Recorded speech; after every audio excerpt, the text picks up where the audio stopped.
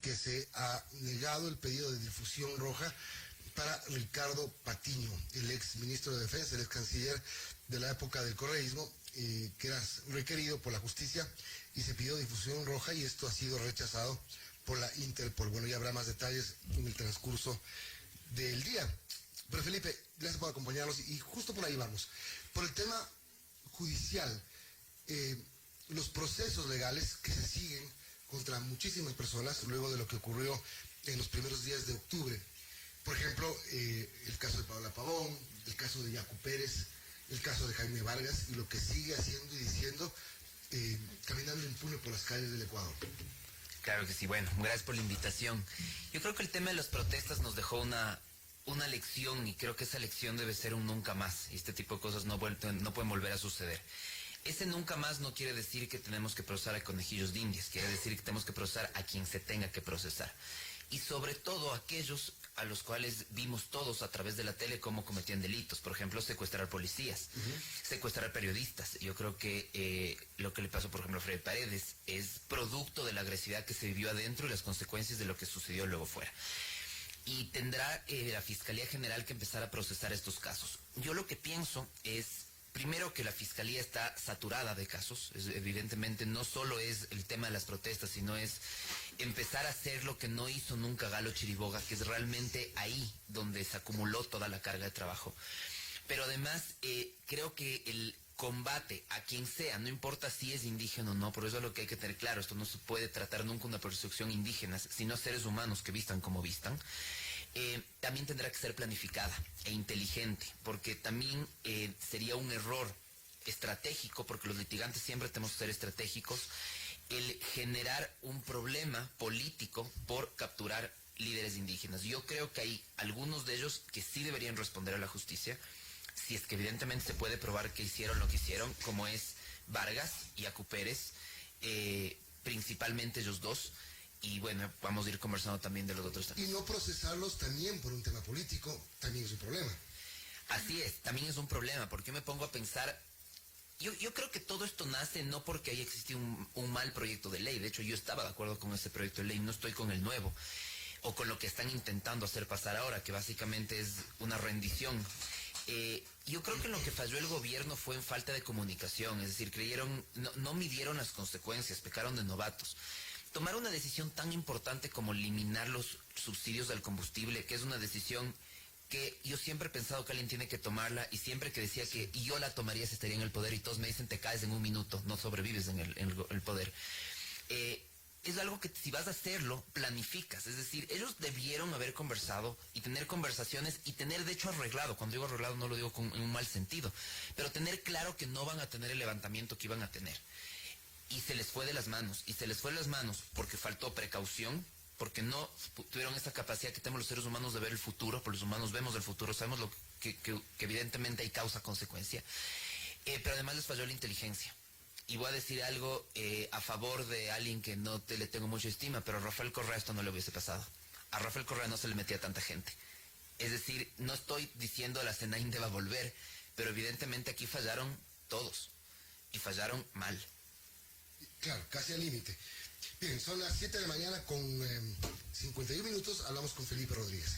Felipe, después de las protestas, bueno, ha habido cosas que han sucedido, este diálogo que no se concretó a la final con el sector indígena, y después declaraciones quizás desafortunadas del presidente de la CONAIE, Jaime Vargas, quien incluso pues emplazó al gobierno a que sus comunidades pueden restringir el paso a la entrada de funcionarios del gobierno, eso amparándose incluso en el artículo 171 de la Constitución, que señala que las autoridades indígenas tienen funciones jurisdiccionales en sus territorios. ¿Esto es así, en verdad? Esto causó mucha polémica y pues mucho se ha dicho y mucha tela que cortar sobre ello. Claro. Ahora, yo creo que lo que le está pasando a Jaime Vargas es...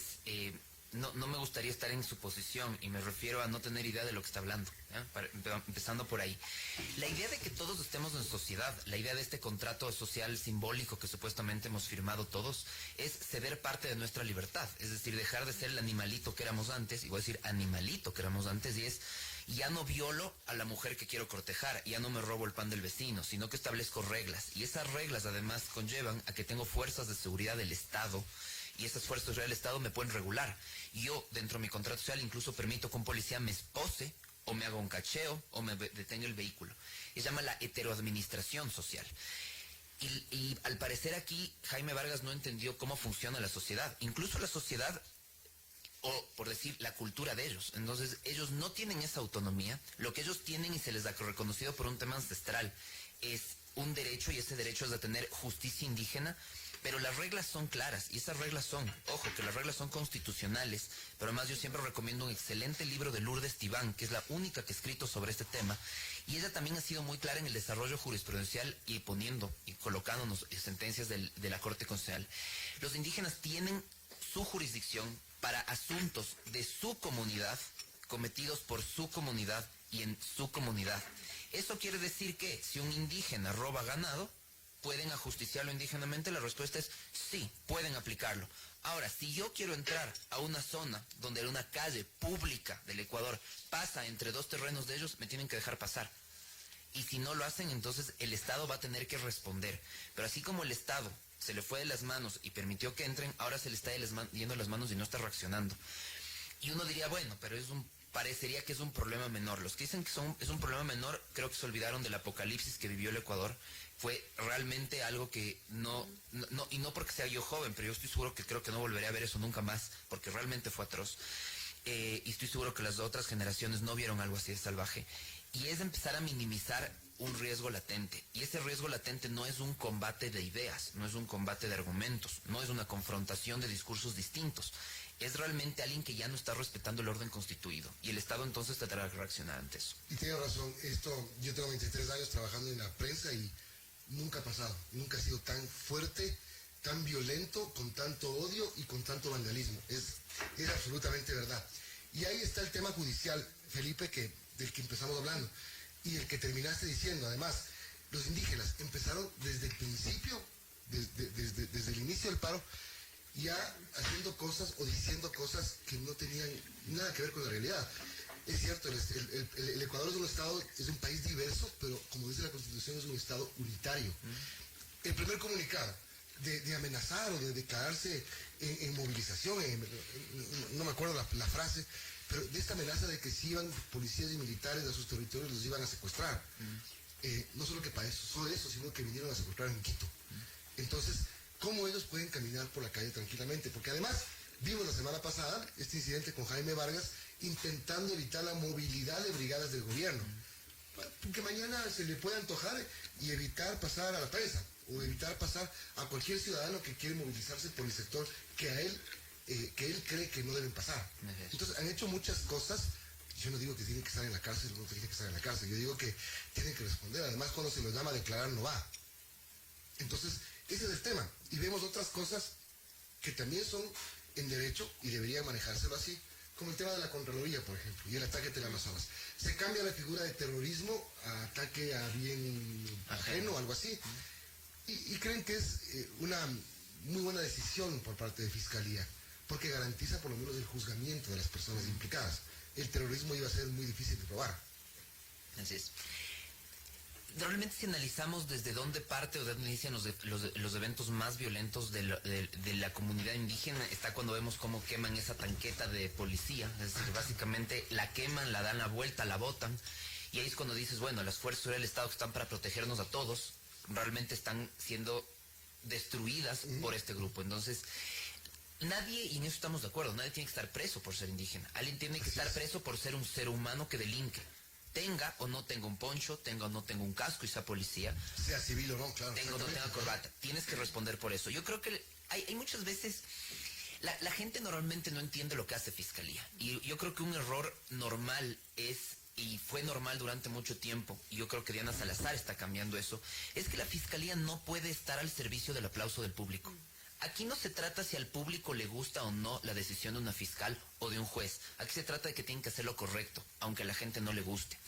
Y evidentemente todos los que fuimos afectados, directa o indirectamente, por lo que pasó ese día, yo por ejemplo les doy un ejemplo, yo durante 2 semanas no tuve un solo cliente y tuve que cerrar mi oficina porque además estaba súper cerca del lugar. Hay ese tipo de afectación, pero además tienes la afectación a la economía ecuatoriana que al final del día nos termina afectando a todos. Y todos quisiéramos que sea el delito más grave, es decir, que pienso como humano, digo, el terrorismo es el delito ideal, pero la Fiscalía tiene que acordarse de algo. Ellos representan el interés social, pero al representar el interés social no pueden ir a una audiencia siendo débiles. Entonces, yo soy profesor universitario, siempre les digo a mis alumnos, cuando no puedas probar el delito más grave, aunque sepas que se cometió, aplica el intermedio. Porque a veces por ambicioso y por pecar por ambicioso se te puede caer un caso. Entonces, yo entiendo que si Y cuando tú eres abogado litigante, además que en algunas ocasiones has tenido que desbaratar a la Fiscalía. Claro. De hecho, mi rol, yo sé que Diana Salazar va a estar ya mismo aquí, mi rol es enfrentarme a ella justamente. A veces me toca estar del lado de ella cuando soy acusador particular. Ya está aquí. Y hasta aquí.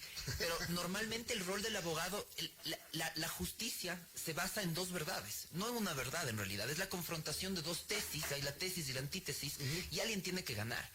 Y la Fiscalía tiene que entender eso. Por lo tanto, yo creo que fue una decisión adecuada si es que ellos no podían probar que hay terrorismo. Pero se tienen que empezar a procesar estos casos. Nadie puede ser impune a lo que sucedió.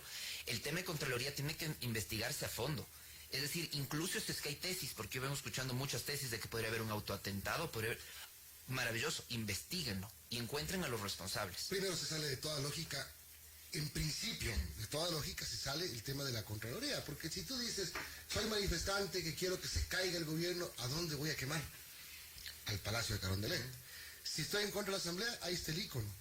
La Contraloría, ¿qué juega aquí? Bueno, ¿qué juegan los medios de comunicación? ¿No? Si la protesta es contra el gobierno y se mueven calles para intentar atacar medios de comunicación, porque fueron al sur a buscar comercio, se subieron a Bellavista a atacar a Ecuavisa. Entonces... ¿qué otros intereses hubo? No. Ahí es cuando tú te pones a decir, te pones a pensar, lo que pasó en los primeros días de octubre fue una cosa de locos que no necesariamente fue solo una protesta justa, una protesta al que todo el mundo tiene derecho.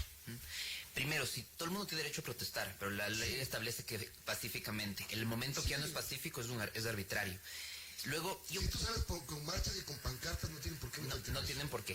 Pero yo creo que aquí también tenemos que hacer una reflexión todos como ecuatorianos. Yo creo que hay una protesta específica de los indígenas, una protesta específica de los transportistas, pero también tienes actos de vandalismo organizado y debidamente estructurado.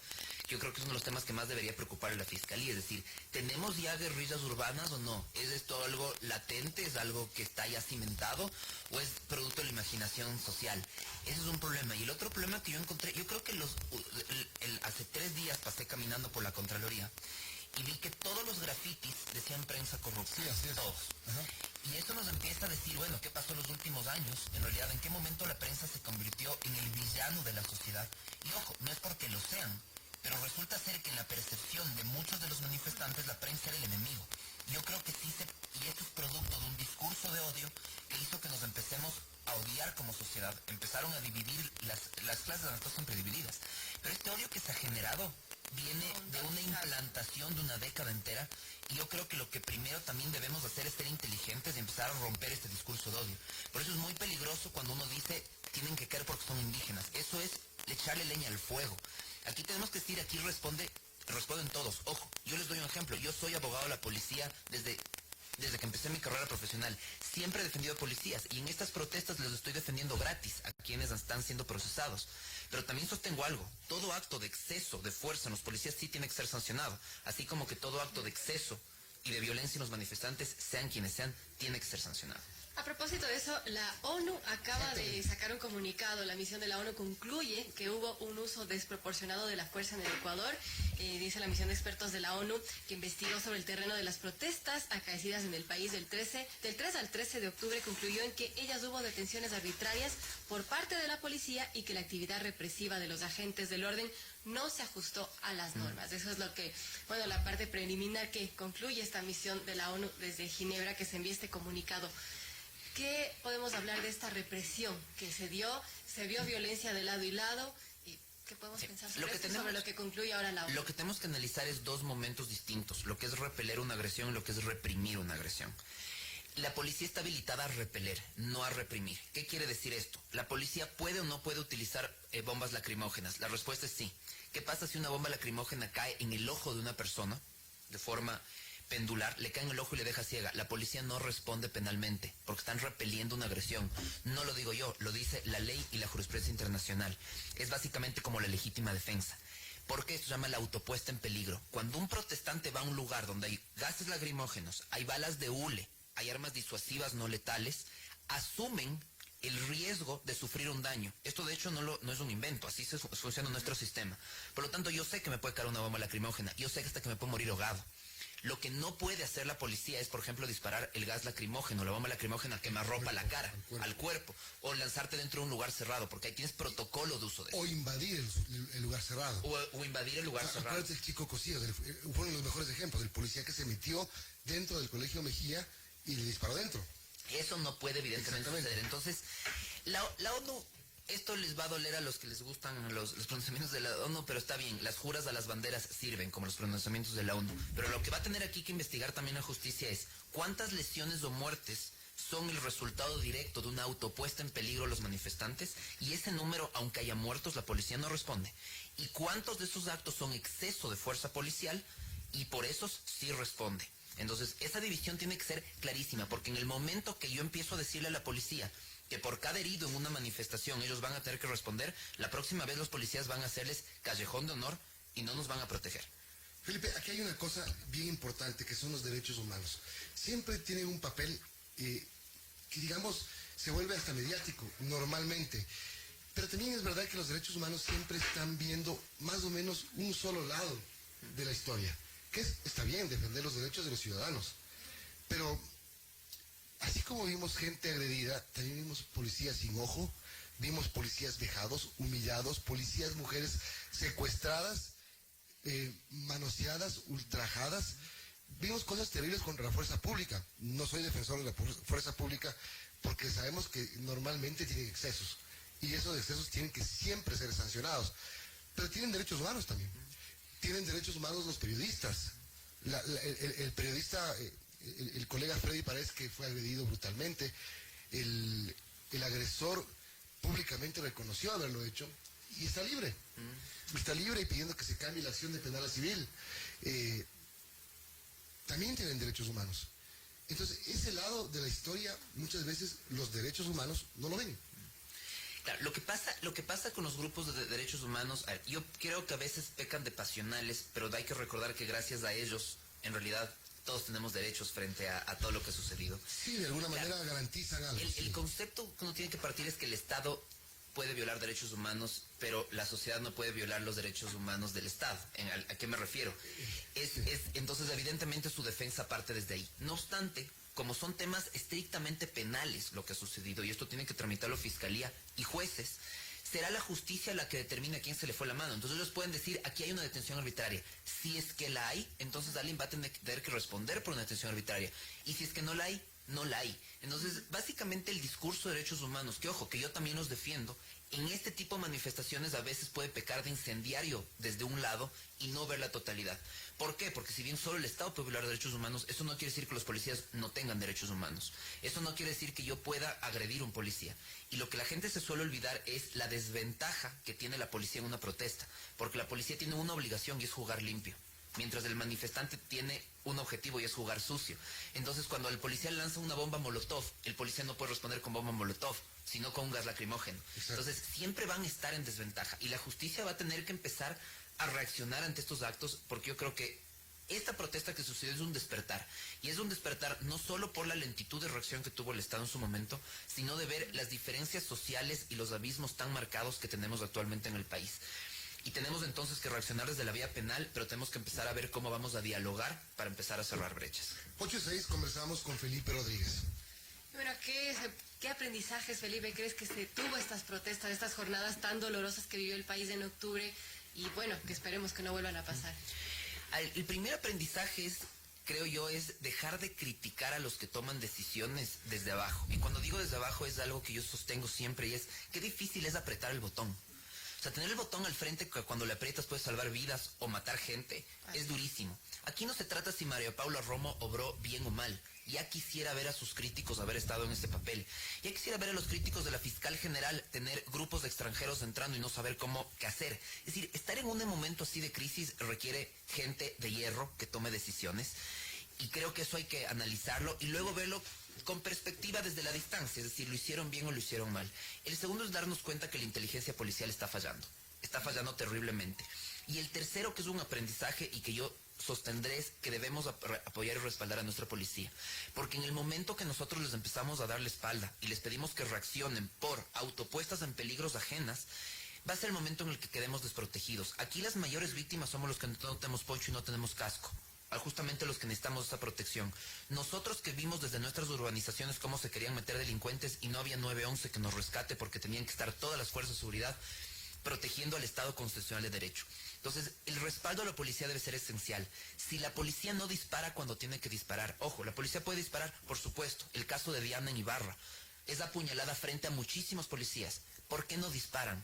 No solo disparan por una deuda histórica que tenemos con la policía y es, por ejemplo, no tienen horas en polígono de disparo. Seguramente si disparaban andaban a la vecina de 3 cuadras más allá y eso es un problema.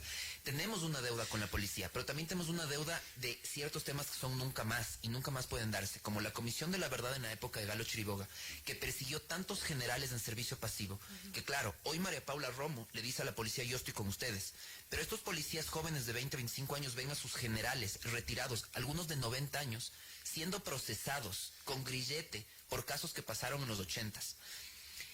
Evidentemente, si cometieron delitos, tendrán que responder, pero tenemos que empezar a apoyar a nuestra policía. Ellos tienen que empezar a sentir que y saber que si alguien me quiere matar a mí, ellos pueden salvarme la vida sin irse presos, porque esa es la misión de las fuerzas de seguridad y la sociedad les está dando la espalda.